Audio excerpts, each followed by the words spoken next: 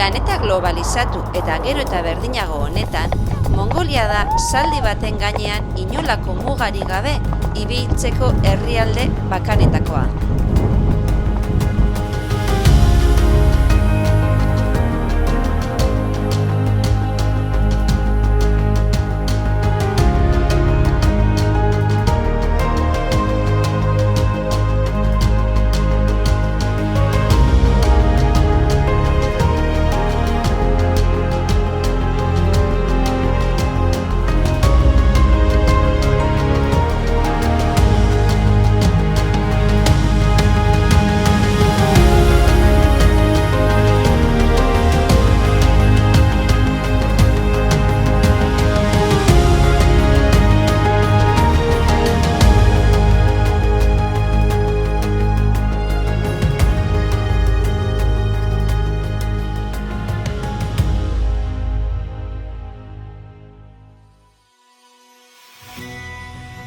Eta bostean, Milak eta biok Mongoliako iparraldera joan ginen.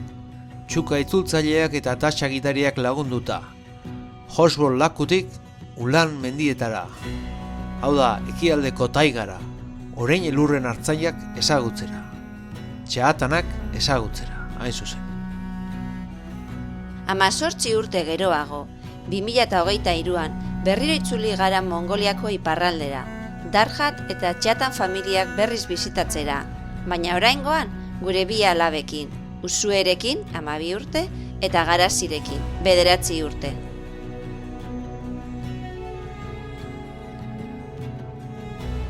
Bi eta 3 kapituluetan kontatu genizuen bezala, 2023ko abuztuaren 5ean hasi genuen gure zaldizko zeharkaldia Hatkal herrian.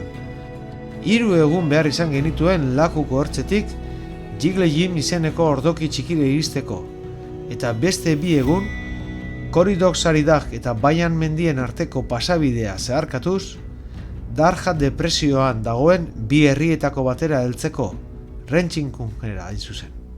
Guztira, 125 kilometro egin genituen, bataz beste 25 kilometro eguneko. Rentxinkunen ustekabean, 2005ko bidaiako gure gida izan zen Daxarekin eta bere emazte Binbarekin berriz elkartu ginen.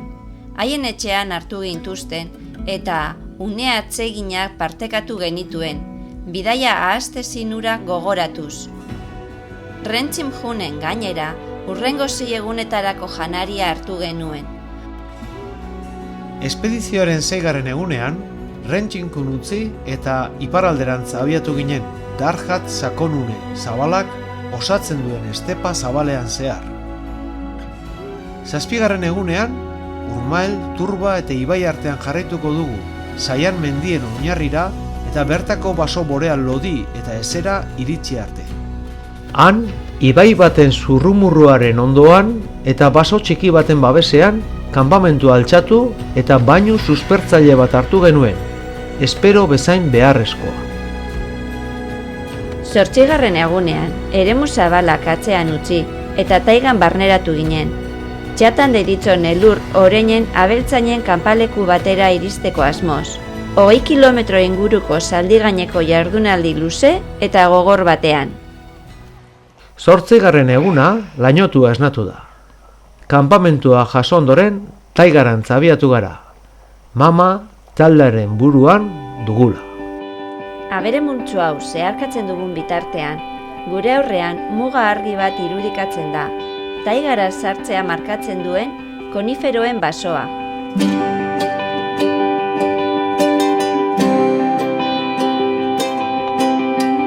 Basoan sartu bezain laster, zuhaitzetan lotutako zapi multzo bat, kadak deritzona, agertzen zain. Leku sakratua da, naturaren espiritua komendu eta bideari babes eskatzeko.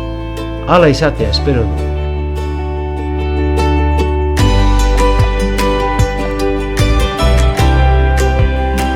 Saian mendiak Siberiako hegoaldearen eta Mongoliako iparraldearen artean daude, eta konifero ekosistema zabal bat dute, zeina planetako hedadura boreal handienaren parte baita.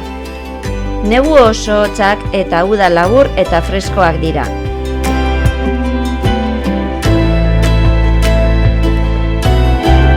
Altuera ertaineko baso boreala 3 azpialdetan bana daiteke.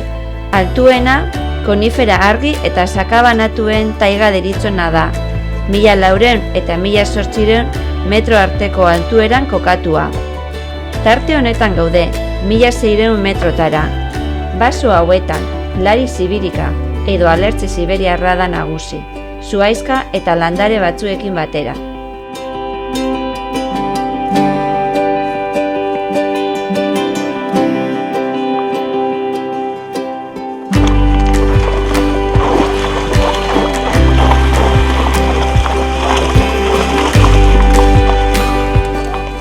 Hasi, gora.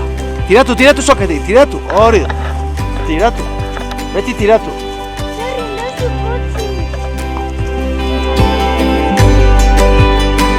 Tiratu.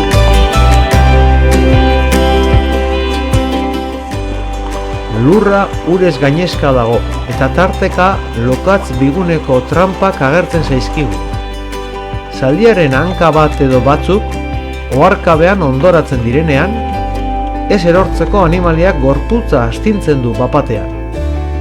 Eserlekoa mugitzen zaigu.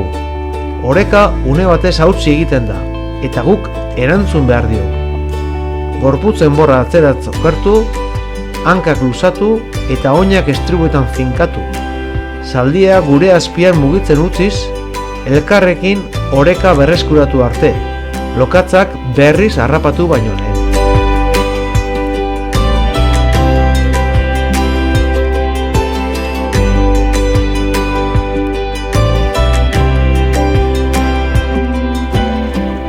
Ia 3 orduko samalkadaren ostean, eguerdi aldera iritsi gara baiara honetara, gorputza motelduta eta hanka kargatuta. Ibai baten ondoan gelditzea erabaki dugu zerbait jan, gorputza luzatu eta indarrak berreskuratzeko. Txahatanen kanpalekura, beste ordu batzuz joango gara oraindik, eta ez dugu ilunpean iritsi nahi.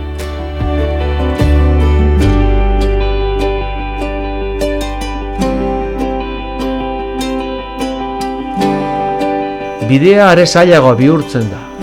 Zuhaizken artean estutzen da eta lerroan aurrera egitera behartzen gaitu. Adarrak eskuekin baztertuz, hauek gorputza eta aurpegiak kolpatzen dizkiguten bitartean. Tarteka ibai harritsuak zeharkatu behar ditugu eta zaldiaren urratz bakoitzak tentsioa sortzen du. Irristatu egingo den beldur gara. Harri batek bere pisupean amore emango duen beldur edo zapaltzean mugitu egingo den beldur. Gure teknika konstante mantentzen. Gorputza pixka bat atzerantz makurtu, hankak luzatu eta indarrez estribuetan finkatu. Eta noski, animaliaren orekan konfiantza izatu.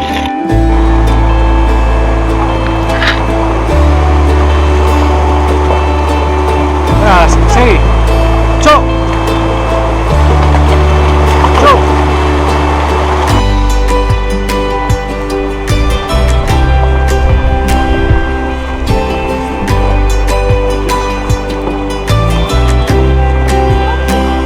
Venga, segi.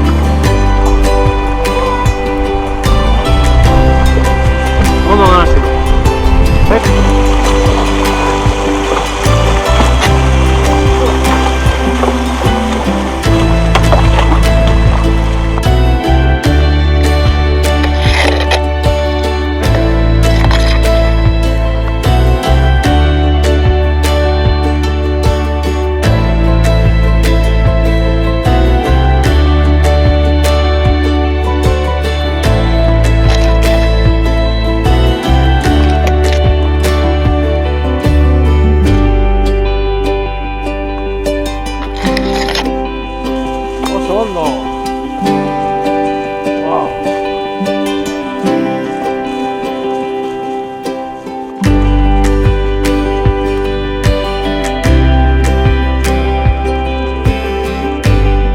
Ordu batzuk zaldi gainean igar ondoren, haran berri batera iristen gara.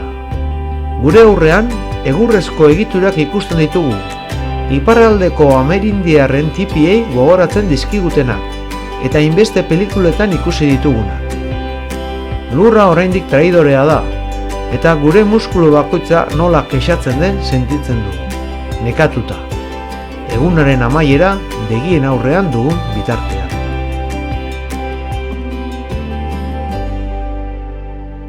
Deigarria egiten zaigu, biden da bakarrik altzatuta egotea. Gainerakoak biluzi dauden bitartean, estaliko dituen oiali gabe. Zergatik ote? Lehenengo tipiaren aurrean gelditzen gara. Bertatik gazte bat ateratzen da gu agurtzera. Mama eta mauka berarekin hizketan ari dira. Gazteak kontatu dienez, gainerako familiak uda goiztiarreko kanpamentutik datoz, 5-6 ordu iparraldera kokatua, zonalde altuago batean. Haiek kanpamentu honetara datoz, hegoalderago eta altuera txikiagoan baitago. 1800 metrotara gaude gutxi gora bera. Eta ordu bete edo 2 ordutan iritsiko direla aurreikusten du, ez gehiago. Berak aurre hartu dio familiari tipia prestatzeko eta elur oreinak ekartzeko. Sortea dugu, 2 gauerako tipia alokatzeko eskaini digulako, eta esaten digu ez kezkatzeko ez beragatik, ez bere familiagatik. Haiek, beste senide batzuen tipian hartuko baitute ostatu. Guk, posposik, onartu egiten dugu. Hemendik, elur oreinen taldea bere kasa mugitzen ikus dezakegu. Tipiaren egur egitura oso gutxitan garraiatzen dutela ere kontatu digu. Kanpaleku bakoitzean finko uzten da, eta estaltzen duten oiala bakarrik eramaten dituzte, beren tresna guztiekin batera. Delgerrek tipian sartzera gonbidatzen gaitu, eta bere barrua erakusten digu, austeroa eta funtsezkoa. Lurra prestatzeko hastia izan ez duela ondorioztatzen dugu, belar gainean biluzik baitago. Ondoren, ongi etorriko arroza sukaldatzen hasi da. Ia konturatu gabe, lehen urrunean bazkatzen zuten elur oreinen taldea hurbilduz doa tipia inguratu arte. Apatxen igurtzia entzuten dugu, arnasa leuna, gorputz eta adarren mugimendu etengabea, janari freskoaren irrikak erakarrita. Gerturatzen saiatu naiz, eskua txupatu diezadaten, baina elur oreinak ihes egiten didate. Orduan, Delgerrek irribarre egin eta trikimailua erakutsi dit. Elur oreinei ez zaie eskua interesatzen, gatza baizik.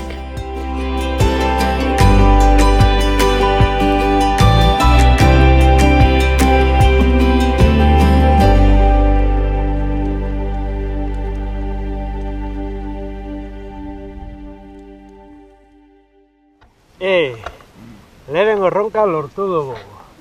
7-8 egun, zenbatara mago? 8 egun zaldi gainean, Jalkaletik, hemen ez dakit 200 edo, zenbat kilometro egin dugu? Zaldi gainean. 30 bide 8. 240 kilometro egin ditugu, Jalkaletik ona, txahatanak, azken benetako nomadak ezagutzera. Ekialdeko kanpamentura heldu gara gaur. Bai. Taigatik bide oso zaila izan da, ezta? Bai. Eta gizon honek bere denda lo egitea utzi digu. Eta orain afaltzen ari gara, eta gero beste familiak ezagutza joango gara. Eta orain batek esku guztia txupatu dit. Ondo. Bueno, eta ezuk, zer lagun nahi duzu? Laurik, txakurtxo bat duzu lagun? Gatzarekin ditu. Hemen dau gatza, hartzen duz eskuan, eta azten da. Bai. Oso. Txapelduna? Venga. 1, 2, 3, aupa, txapelduna! Lortuta!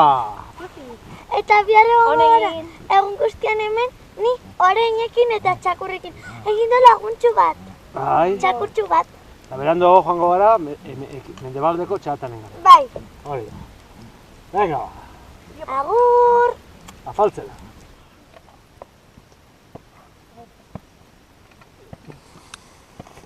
Ekarri zati bat zikatzeko.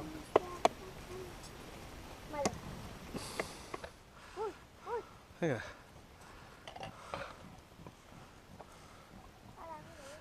Lagaiezu, venga, fregatzera, garasi.